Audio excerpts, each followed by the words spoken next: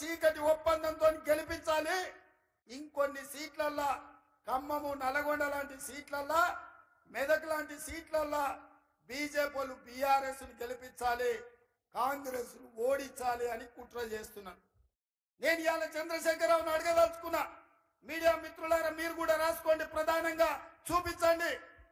కేసీఆర్ ను ఇండియా కూటమిలోకి రానియం. కేసీఆర్ ఇంటి మీద కాకి మా ఇంటి మీద వాళ్తే ఒక్కటే దెబ్బకు తుపాకీ తోని లేపి అవతలేస్తాం.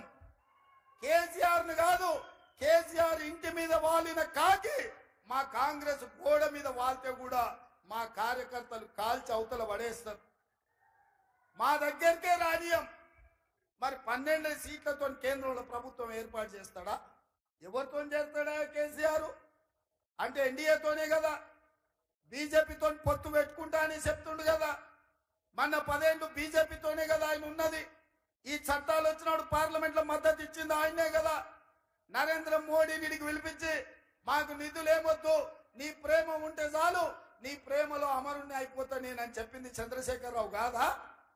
గజ్వేల్లో మిషన్ భగీరథ ప్రారంభించినప్పుడు చంద్రశేఖరరావు చెప్పింది ఇదే కాదా? మాకు నిధులొద్దు, నీ ప్రేమ ఉంటే చాలు అని.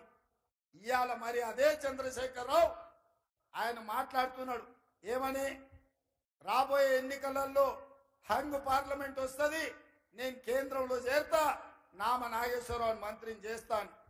ఇంత స్పష్టంగా బీజేపీతో ఒప్పందం చేసుకొని బీజేపీ బీఆర్ఎస్ వ్యూహాత్మకంగా ఒకరి మీద ఒకరు పోటీ చేసినట్టే చేసి ఏనకంగా ఒప్పందంతో కాంగ్రెస్ మీద కుట్ర చేస్తారు.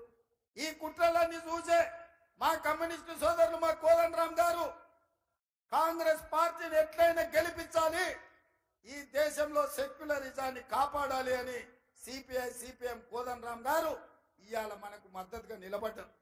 అందుకే మిత్రులారా మీకందరికి నేను చెప్పదలుచుకున్నా, ఈ ప్రభుత్వం ఎవడో ఆశామాసిగా తెచ్చింది కాదు. ఇవాళ ఈ కుర్చీలు మా తాతలు ముత్తాతల నుంచి మాకు వచ్చింది కాదు. ఈ కష్టం మీది. మీ రక్తాన్ని చెమటగా మార్చి మీ భుజాలు కాయలు కాసే విధంగా 3 రంగుల జెండాను మోసి ఇవాళ ఈ ప్రభుత్వాన్ని తెచ్చిండ్రు. ఈ ప్రభుత్వం మీ ప్రభుత్వం. అందుకే ఈ ప్రభుత్వం ఆడబిడ్డలకు ఆర్టీసీ బస్సు ఉచిత ప్రయాణం ఇచ్చింది. అందుకే మీ ప్రభుత్వం ఆరోగ్యశ్రీలో 10 లక్షల రూపాయలు పేదవాళ్లకు